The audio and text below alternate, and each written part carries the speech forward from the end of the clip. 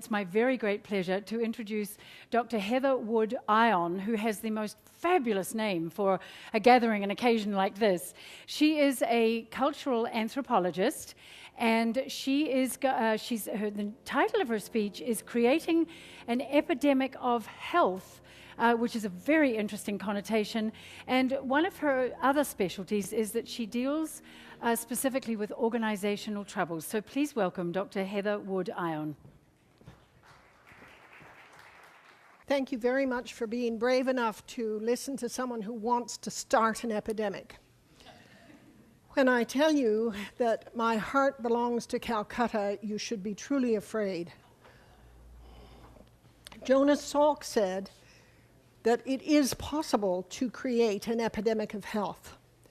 He also asked, are we being good ancestors? But his focus was on this. His focus was, does every choice we make, how will every choice we make influence the children of our children? He said that each encounter evokes potential from every participant. Each environment evokes new possibilities within the dynamics of each encounter. So that implies not only are we interdependent, but we have mutual responsibility, classic mutual aid. And we have a huge tradition in this country of mutual benefit, mutual aid organizations in community development. Again, each person is going to benefit and grow as they take responsibility for the other person's growth. In the contagion of health, we know that experience is contagious, emotions are contagious. Tom referenced James Fowler, the contagion of happiness and the amplification of emotions through social connection. We know that wisdom is shared through stories and passed down through stories. We value health only after we are exposed to it. So consider yourselves exposed. We can think of all sorts of negative epidemics. The most important point about an epidemic, and the fact that gives us confidence and faith that we can create an epidemic of health, is that a spread of an epidemic does not depend on a leader, does not depend on an institution. It depends on networks and relationships. And vectors of epidemics are many in multiple relationships. Our standard expectation is that health is the absence of disease, which means if you aim low enough, you will inevitably crash. The World Health Organization defines health as physical, mental, spiritual, social, economic, and environmental well-being, or, my favorite word, vitality. Health does not depend on policy. It does not depend on providers. It depends on each of us. What would an epidemic of health do? It would identify and amplify what's working. It would engage existing networks.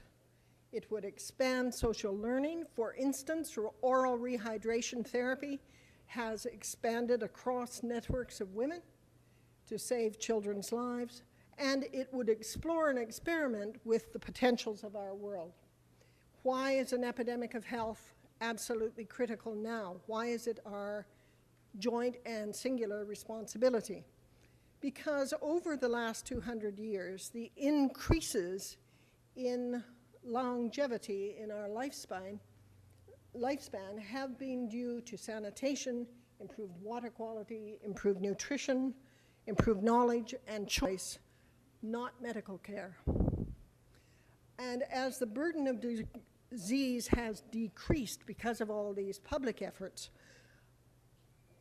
such as vaccines and so on, the costs of medical care have skyrocketed and life satisfaction has diminished so that, and this is an emergency issue, depression is now a worldwide leading cause of death and is the second leading cause of disability.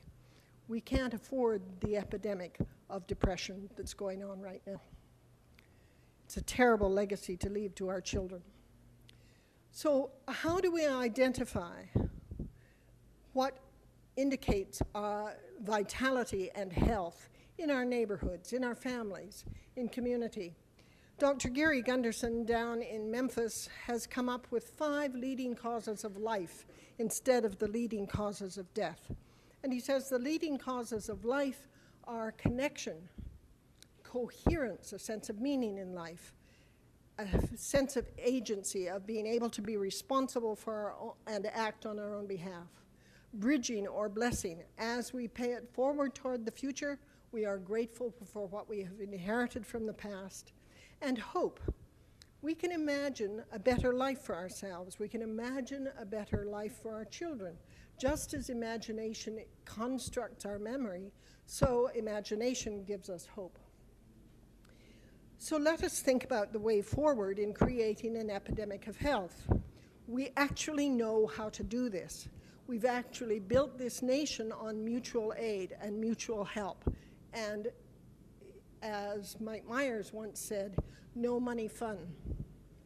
So we have the lessons from disaster care, we have the lessons from our pioneer forefathers, and we have amplifying what works to evoke wonder, or as David Brin referred, we have resilience. All of the lessons in those 3 things tell us how to move forward. One of the relief workers who was down in Haiti immediately after the earthquake rang up from England to ask the Haitians he had helped how things were going. And the reply was, the natives are thriving, the disaster care workers are drinking too much. The lesson from our pioneer forefathers is every one of us can do more than we think we can. And the lesson from resilience is we must work to evoke wonder, because once we can wonder and feel awe, we can aspire to a different way of being. This is one of my favorite groups of children. They are from Bangladesh. They are street children. They have no homes, no parents. And as you can see, they're mischievous. They're ready to take on the world. They're full of vitality. They do not think of themselves as deprived. When I contacted the man who looks after them after the latest cyclone, which of course was advertised here as a disaster, he replied and said, remember that for us that's normal. These children do not grow into vitality because they think they live in a disaster zone. We put that label upon them. What do we know from disaster care and mutual aid and mutual benefit? We know that in disasters, what happens is improvisational. And this is not disaster management by professionals. This is neighbor helping neighbor. And if you don't know your neighbors now, get to know them, because the study of disasters shows that most lives are saved by neighbors, not by professionals. So we know it's improvisational, it's adaptive, that it depends upon local knowledge, depends upon local competence. It's cooperative in the identification of resources. And this is a very important point, it is based on the apprenticeship model of the transfer of skills. Tom referred to Alcoholics Anonymous. More importantly, our pioneers taught us how to deal with adaptation. The apprenticeship model is critical. It enhances self-reliance, the sense of agency, and the solidarity increases meaning. Never asks permission. Good disaster care does not ask permission. What do we know from the pioneers? We know, again, similarly, it's improvisational and adaptive, relies on local knowledge, not external experts, there are none. It's cooperative in the creation of resources. It relies on the apprenticeship model of skills transfer. It enhances self-reliance and agency. There is a coherence of meaning through creativity, and it's driven by need and imagination. All of us can use these thoughts: improvisation, don't ask permission, just do it, find out how to teach someone something. If you have a skill, who are you teaching it to? That builds our resilience, it builds our ability to feel vital in this world. This is the basis of the apprenticeship model. teaching a skill. Here's a father teaching children to blow bubbles. We are losing this apprenticeship model in our society, and it is critical to our sense of vitality. Resilience. The core understanding of resilience is that your experience does not define you. You have a choice in how you respond to resilience. So you are not just a victim of disaster. You are not an earthquake survivor. You can choose how you respond.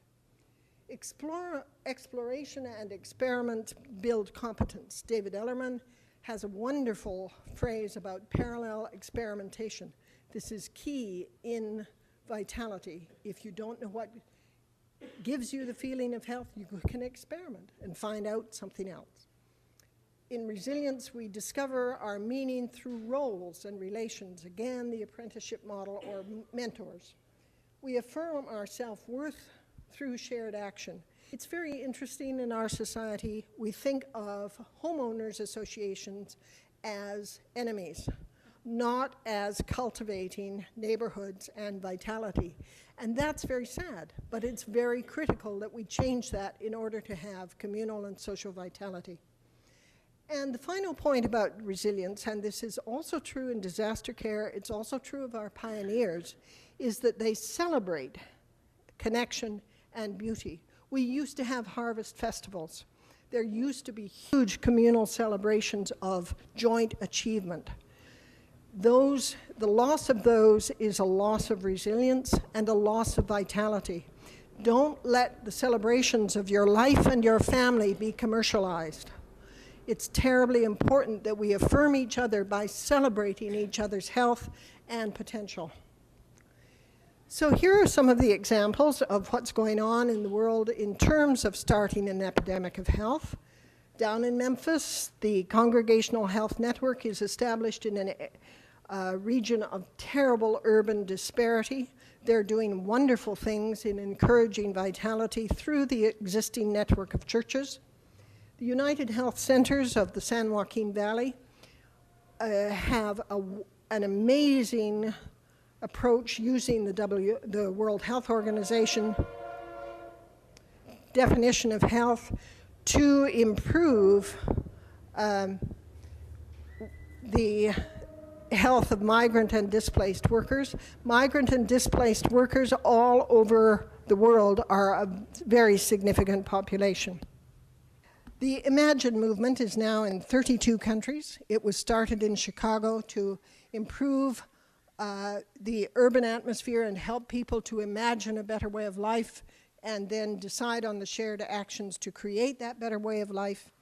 And Wisdom Legacy at wisdomlegacy.org is archiving the lessons learned from experience. It's publishing its 4th book on the lessons learned in behavioral and mental health care. And you can go on the website and begin to archive your own lessons learned, should you want. All of these are examples of the cultivation of an epidemic of health. In disasters or in problematic communities, you will always find symbols of health and vitality. These are the handprints up in Julian of the children after the fires, the last set of fires. And the title on the top of that wonderful mural is Our Firestorm Friends. Our Firestorm Friends. And the children who were evacuated here to the Delmar sports ground and fairground said it was the most meaningful period of their lives because every action they took gave them a sense of being, a sense of belonging, a sense of value in their community. Wisdom is not scarce in the world. We have not sought to find it. It's out there. We need to seek it for vitality. This is a group of kids over in Albuquerque who published their first book of Wisdom Legacy by going out into their neighborhoods and interviewing heroes. And you can see they're celebrating their accomplishment. So, I have co-opted each of you.